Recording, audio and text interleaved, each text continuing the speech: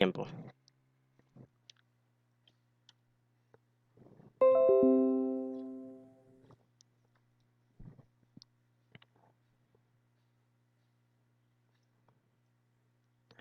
También me pueden ir confirmando por el chat quienes eh, me están escuchando bien sin ningún problema para saber que no hay problemas de audio o de video también.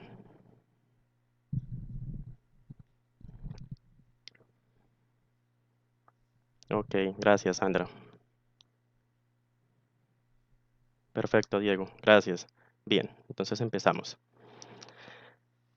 Hace 8 días em, tuvimos nuestro webinar de 3 errores comunes en estados financieros. El objetivo del webinar del día de hoy es continuar lo que habíamos empezado en ese webinar, aterrizado a la corrección de esos errores en estados financieros. Quienes en la sala no me conocen, mi nombre, Fabián Barón Sierra, contador público de la Universidad Externado de Colombia, profesional certificado IFRS por ICCA en Londres y por EY Colombia, integrante del grupo de estudio contable de la Universidad Externado de Colombia para la revisión global del alineamiento de NIF Pymes 2015. También soy entrenador ACA con el apoyo del Instituto Nacional de Contadores Públicos en talleres presenciales, virtuales, mediante udemy.com y también en nuestra plataforma academiabea.com. Por mencionar algunas empresas en las cuales he tenido experiencia implementando normas internacionales de información financiera por parte del sector privado en Grupo Citibank Colombia, por parte del sector público, el Instituto Nacional para Ciegos. Logos que se dejan allí para corroborar experiencia y no para fines comerciales. De manera que entonces nos vamos a enfocar en el segundo punto de lo que hace 8 días conversábamos sobre lo que se debe hacer cuando se identifican errores en los estados financieros. Habíamos hablado hace 8 días de la evaluación de la materialidad del error. Luego decíamos que lo que se debía hacer era reexpresar los estados financieros con errores que fueran materiales para la toma de decisiones por parte de terceros. Y recordemos cuando un error es material.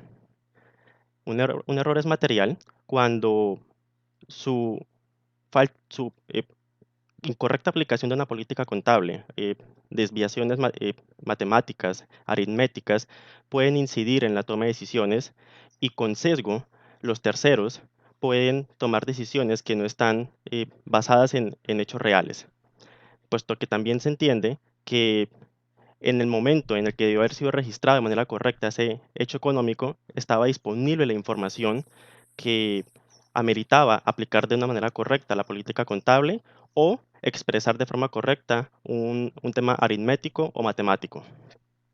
De manera que entonces el objetivo de este webinar es explicar cómo reexpresar esos estados financieros y la diferencia con el ajuste contable que muchos de nosotros como colegas aún confundimos a la hora de corregir un error contable. Hablamos ya de lo que era un error, y es que son las omisiones de y errores en los estados financieros de la entidad para uno o más periodos anteriores. Recordemos que si tenemos un error en el periodo presente, en el periodo corriente, este se puede corregir todavía en el periodo en el que estamos eh, llevando a cabo el registro de los hechos económicos. De manera tal que el alcance del lineamiento contable que estamos viendo hoy es sobre errores de periodos anteriores. Y resultan, como lo mencionaba, porque se utilizó de forma incorrecta información confiable que estaba en el momento de que sucedió el hecho económico. Mencionaba ejemplos como los cuales son errores matemáticos o de aplicación de políticas contables. Un error, como lo veíamos hace 8 días, común es la falta de contabilización del impuesto diferido pasivo por revaluaciones de propiedad, planta y equipo. Y mencionábamos también que es usual encontrar una apreciación equívoca en que el impuesto diferido no se contabilice por la intención de venta de los activos fijos. En este caso, y siendo nuestro alcance el marco normativo de NIF para pymes, em, la sección establece que la sección de impuestos sobre las ganancias establece que sea que se tenga la intención o no de vender el activo, se debe contabilizar el impuesto diferido. ¿Y eso dónde se ve reflejado? Se ve reflejado en que la norma, el principio contable es claro diciendo que se debe registrar y calcular de acuerdo con la forma en que se espere recuperar o liquidar ese activo. Para este caso, un activo fijo que no tengamos la disposición de venta, por lo menos sí lo estamos usando. Y es una forma de recuperación del activo, porque lo hemos adquirido para que retorne beneficios económicos a la compañía. Bien, entonces es la forma de recuperar la inversión que hemos hecho, que es que el activo retorne dichos beneficios a la entidad.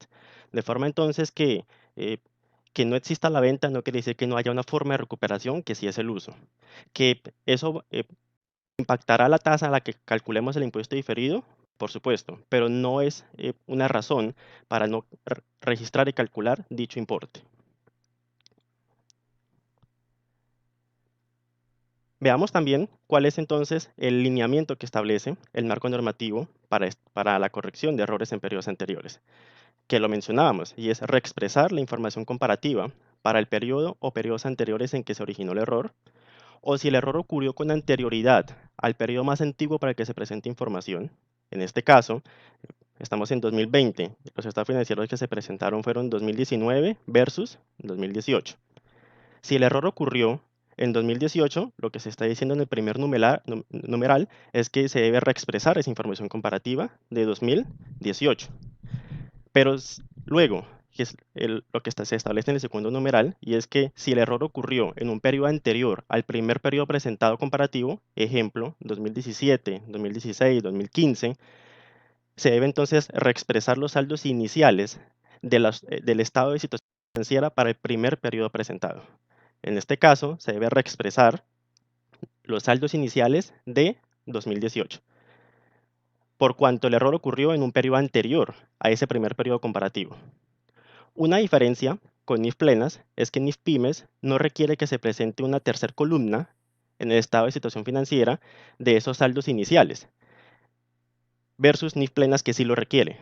NIF plenas, cuando sucede una reexpresión de estado financiero por cuenta de un error que ocurrió en un periodo anterior al primer periodo presentado comparativo, se debe presentar una tercera columna con la reexpresión de ese saldo inicial.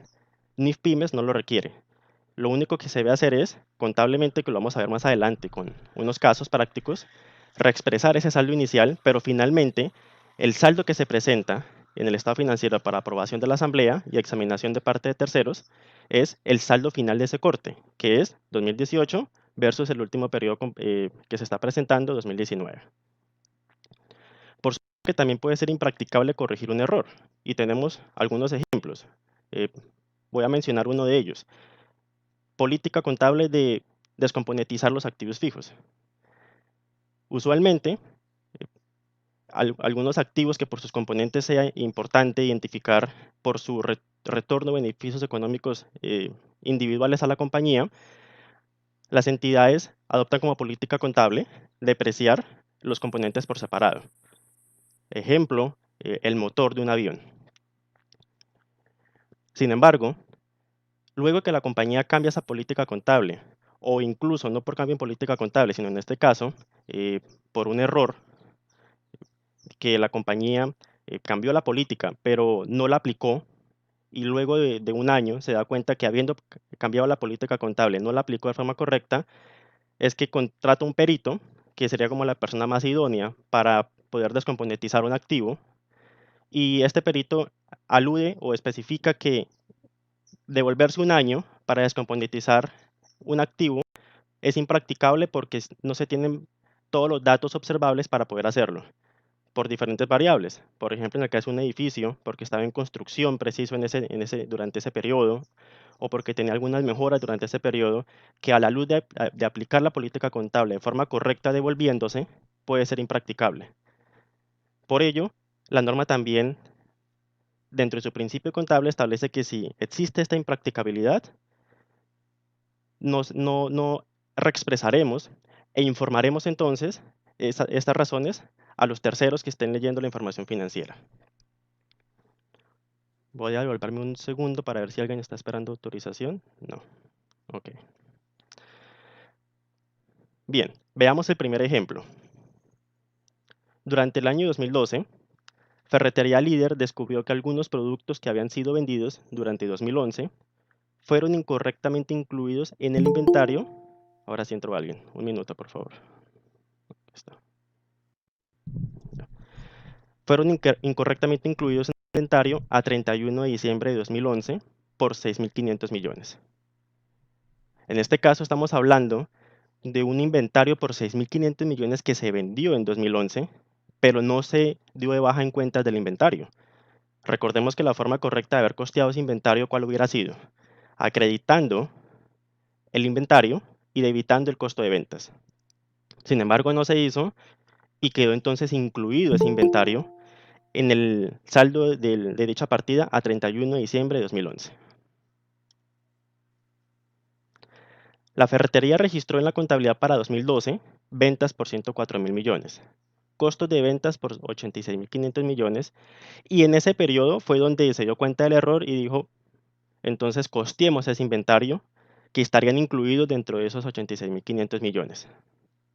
Sin embargo, esa venta no ocurrió en ese periodo, la venta ocurrió en 2011, entonces ya hay un error ahí.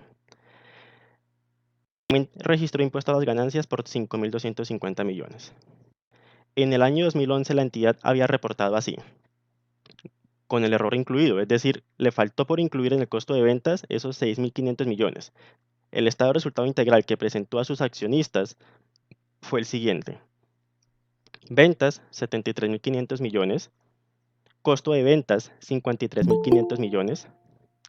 Utilidad antes de impuestos, 20.000 millones. Impuesto a las ganancias, 6.000 millones. Utilidad neta, 14.000 millones. Bueno, estaba leyendo en cifra millones, pero la columna nos dice que está en miles, o sea que son las cifras que acababa de mencionar. Para este caso, la utilidad neta, 14 millones.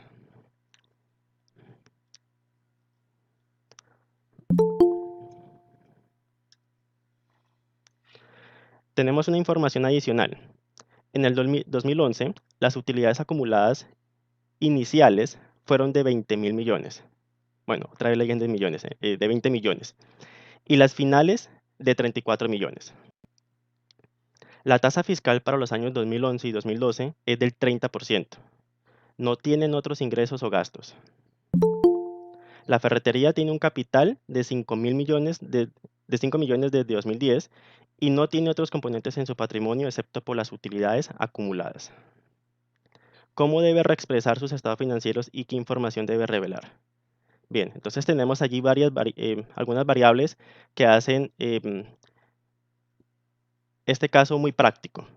La primera variable, el error de la no inclusión del costo de ventas en el estado de resultado integral por 6.500.000.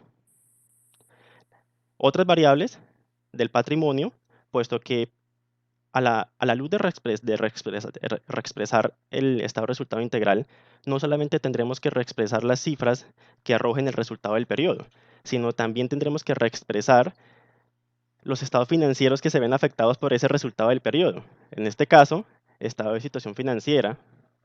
Por otro lado, el estado de cambios en el patrimonio. Y por qué no también el estado de flujo de efectivo, porque si ya sea método indirecto o método directo, igual vamos a ver impactado el tema de movimiento operacional del inventario y por otro lado, en el caso del método indirecto, el resultado del cual se parte, que es la utilidad neta del ejercicio. Entonces fijémonos que un solo error que eventualmente solamente afecte un resultado del periodo, nos afecta todo el conjunto completo de estados financieros. Vamos entonces a abrir un Excel para poder desarrollar este ejercicio.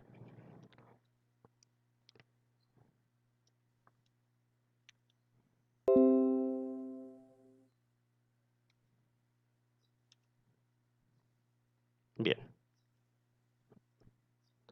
Vamos entonces aquí a proyectar primero las cifras que había presentado la compañía de 2011 a sus accionistas.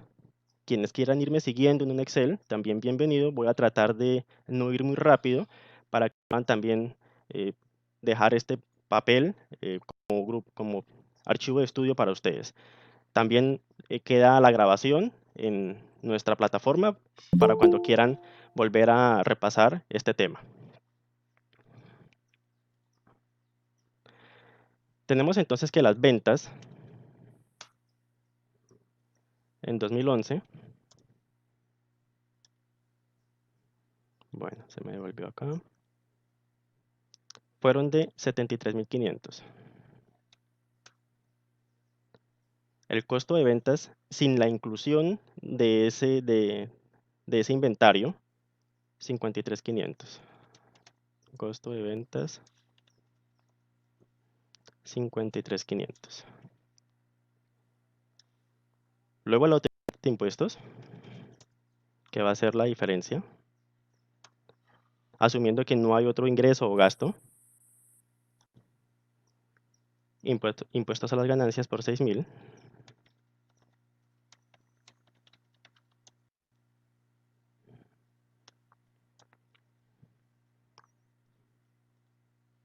Y una utilidad neta por la diferencia.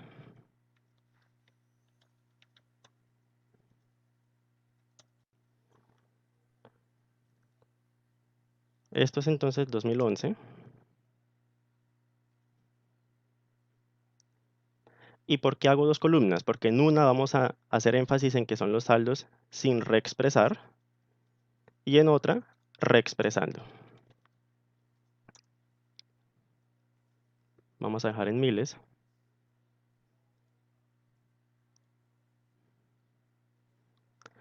Y reexpresando, ¿cuál va a ser la diferencia? La única diferencia va a estar, en el caso del estado de resultado integral, el costo de ventas. De forma tal que vamos a seguir entonces con el mismo saldo de ventas. Al costo de venta le vamos a sumar esos 6.500. Ojo, aquí estamos en estado financiero de presentación, en el Excel, en el Word. No estamos en la contabilidad. Por ello la diferencia entre expresión y ajuste contable. Reexpresar es para efectos de presentación. Entonces aquí lo que estamos es tomando ese Excel que ustedes tienen como plantilla de proyección de los estados financieros o el Word y estamos corrigiendo en esa columna de presentación la inclusión o la corrección de ese error.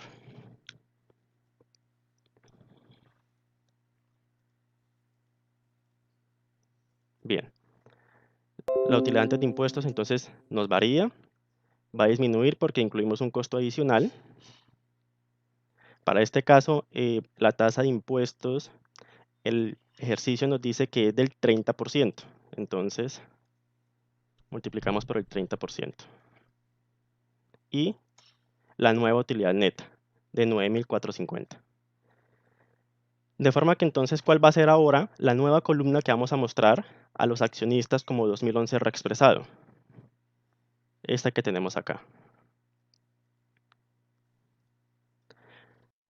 Pero ¿cuál va a ser ahora el ajuste contable?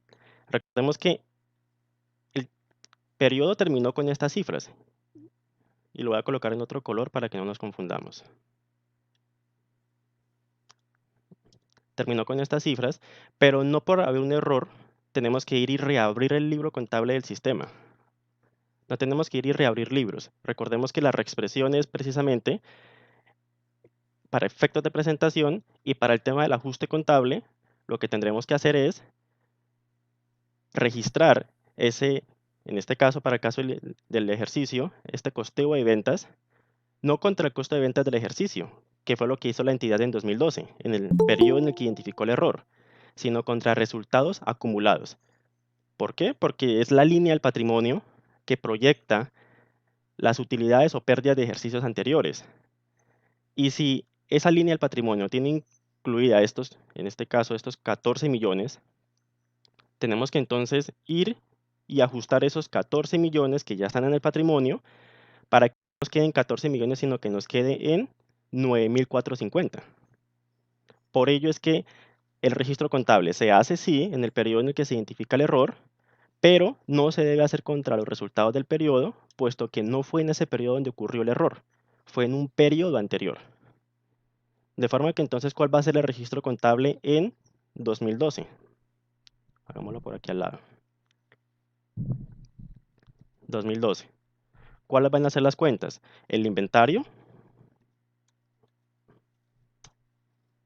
¿Y cuál hubiera sido el registro en ese periodo de 2011? El inventario contra el costo de ventas. Pero como estamos en 2012, periodo de identificación del error, ya ahí mencionamos que no es contra el costo de venta, sino contra los resultados acumulados. Directamente. Vamos a colocar los encabezados del débito y el crédito.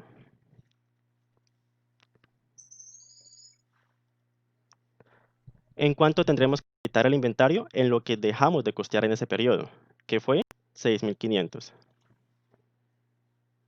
Y eso eventualmente pues, fue un costo en ese periodo, por ello un registro de naturaleza débito en el patrimonio para la nota en la que estemos haciendo ese registro. Bien, entonces tenemos el registro del error, de la corrección del error, versus acá la reexpresión. Entonces fijémonos en la diferencia y fijémonos qué es lo que estamos haciendo en nuestras empresas. Lo que estamos haciendo en nuestras empresas es hacer esto, en que se me olvidó costear ese inventario, entonces voy y lo acredito, pero voy y lo llevo contra el costo de ventas del periodo, lo cual es incorrecto. Esto es otro error sobre el error. Esto no es correcto y el deber ser es, como lo teníamos proyectado, contra resultados acumulados. Pero no todos los errores van a tener este tratamiento. Recordemos que desde el inicio mencionábamos que se deben reexpresar los estados financieros para corregir errores que son materiales. Un error que eventualmente no sea material y que no incida en la toma de decisiones con sesgo, no tendríamos por qué devolvernos. Lo podemos contabilizar contra el resultado del periodo. Vamos a ver ahora cuál sería el modelo de revelación, porque debemos informarle al accionista que estamos reexpresando una información del periodo anterior. Entonces, ¿qué debemos revelar? Y también cómo quedaría el estado de cambios en el patrimonio reexpresado. Como el ejercicio no nos da cifras para todo el estado de situación financiera, no podremos entonces aquí proyectar ese estado financiero y tampoco el estado de flujo de efectivo, que también deberían de ser reexpresados, pero el ejercicio sí nos da variables sobre el estado de cambios en el patrimonio, ¿sí?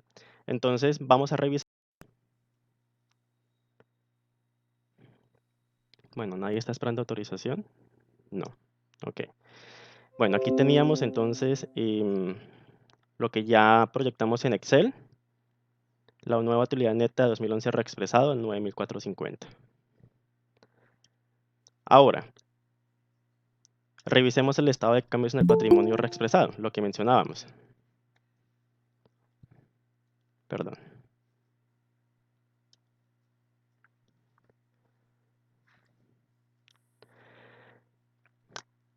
Mencionaba el ejercicio que la entidad tiene 5 millones de capital desde 2010. De forma que entonces, recuerden ustedes también que el estado de cambios en el patrimonio también es comparativo. No solamente es comparativo el estado de situación financiera, es comparativo el estado de cambios en el patrimonio, el estado de flujo de efectivo y ya conocemos que el estado de resultado integral con el periodo anterior también. De forma que entonces, para el caso del año 2012, que fue donde identificamos el error, tendremos que compararlo contra los movimientos de 2011. Y 2011, para mostrar los movimientos de ese periodo, requiere que empecemos con unos saldos iniciales de ese periodo que no va a ser nada distinto al saldo final del estado de situación financiera a 31 de diciembre de 2010. Entonces, teniendo como referente que el ejercicio nos menciona que tiene la entidad un capital de 5 millones desde 2010, entonces empezamos con un capital en la primera columna de 5 millones. El ejercicio también nos menciona que empieza el año 2011 con 20 millones de utilidades acumuladas.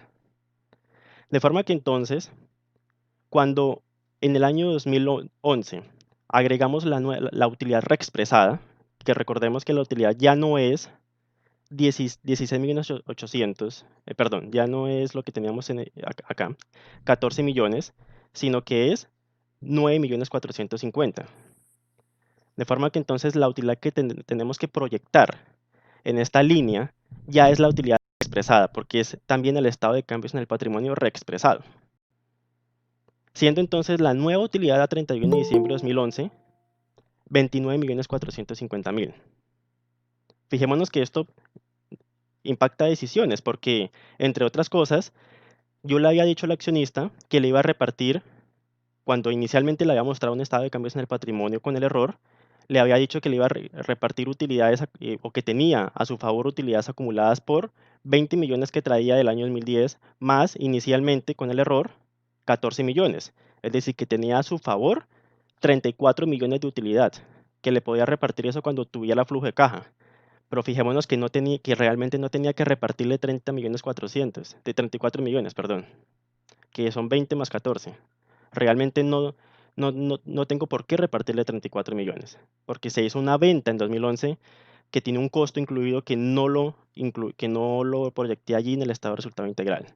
Por ende, entonces solamente tengo por repartirle 29 millones 450.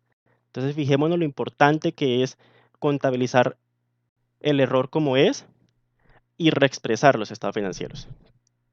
Porque si lo contabilizamos contra el periodo en que se encontró el error, contra los resultados de ese periodo, que en este caso es 2012, periodo en el que se encontró el error, vamos a afectar al accionista de este periodo. Pongamos un caso quizás extremista, pero no tampoco muy lejano a la realidad. La entidad se vendió. Llegaron nuevos accionistas el 1 de enero. Y como contador, nosotros entonces contabilizamos ese costo de ventas en 2012. ¿Será que el accionista nuevo de 2012 tiene la culpa de que le estemos rebajando sus utilidades que empiezan desde el periodo en que ya es accionista por un error de un periodo en el que estaba otro accionista? Claramente ese accionista no tiene la culpa de que le estén distribuyendo menos utilidades por un costo de ventas de una venta que se hizo fue en un periodo anterior donde estaba otro accionista. Entonces, fijémonos lo importante de la reexpresión y la contabilización correcta del error. Bien, vuelvo y digo, errores materiales. Ahora bien, luego al saldo 2011 le sumamos los movimientos que ya conocemos, que para este caso solamente tenemos estas dos partidas del patrimonio, capital y utilidades, que para el caso de 2012 es 16.800.000. Sobre esa columna no me centré mucho porque pues allí no hay impacto. En el periodo corriente no tiene por qué haber impacto por este tema, por ello no me centré allí. Aún cuando el ejercicio nos pone los datos allí, desde el enunciado, donde dice que para 2012 pues hay unas ventas por 104 millones, un costo de ventas de 86.500 con el error incluido y un impuesto a las ganancias. Bien, siendo entonces para 2012 el resultado del periodo 16.800.000 y dejando el saldo final entonces del patrimonio por los 5 millones de capital más los 46.250.000 de utilidades acumuladas. Hemos entonces hasta revisado la importancia de la reexpresión y del ajuste contable correcto. Vamos ahora a revisar el modelo de la nota que quedaría por este tema. ¿Cómo lo revelaría ustedes como contadores en las notas? Una sugerencia es la que se proyecta en pantalla. Algunos productos que fueron vendidos en 2011 fueron incorrectamente incluidos en el inventario a 31 de diciembre de 2011 por un valor de 6.500.000. Los estados financieros de 2011 han sido reexpresados para corregir este error. El efecto de reexpresar estos estados financieros es resumido abajo. No hay efecto en 2012 como lo mencionaba. Y empezamos entonces a proyectar allí por cada línea y por cada concepto el importe que estamos reexpresando. En este caso, un incremento en el costo de ventas por 6.500.000. Y eso generó también una disminución en el gasto por impuesto a las ganancias. Que la primera consulta aquí va a ser entonces, ¿y cuál es el efecto fiscal entonces? Porque la contabilidad ya lo estaría mostrando. ¿Qué efecto estaría mostrando la contabilidad? Que el haber incluido ese costo de ventas hubiera generado un menor gasto por impuesto a la renta. ¿Y cuál debe ser el proceso también fiscal? Corregir esa declaración de renta, por cuanto también estamos dejando no solamente el efecto en la disminución en el aumento del costo de ventas contablemente, sino también la disminución en la provisión del gasto por impuesto sobre la renta, que en este caso disminuyó en 1950. Fijémonos allí en el Excel, que antes teníamos un gasto por 6 millones, el 30% de los 20 millones antes de impuestos. Y ahora tenemos 4.050. Va a ser el efecto, una disminución en la provisión, que está acorde a los hechos económicos de ese periodo. Y que, entre otras cosas, ese costo de venta no va a ser deducible en 2012. Entonces, ello requiere que corrijamos también esa declaración de renta y dejemos como debió ser ese periodo tanto contable como fiscal. Lo anterior, generando entonces una disminución en la utilidad neta por 4.550,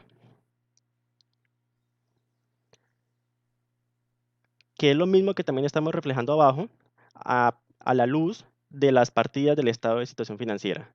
En la parte superior tenemos lo que estamos reexpresando del estado de resultado integral, que es las dos partidas afectadas del costo de ventas y el gasto por impuesto a las ganancias y el efecto neto en la utilidad neta. Luego abajo tenemos el mismo efecto, pero en las partidas del estado de situación financiera, que es en el inventario, una disminución de 6.500, una disminución en el pasivo por el impuesto a las ganancias, 950, y el efecto neto en el patrimonio de 4.550. De manera que entonces nos quedaría así la revelación, como una sugerencia y una guía.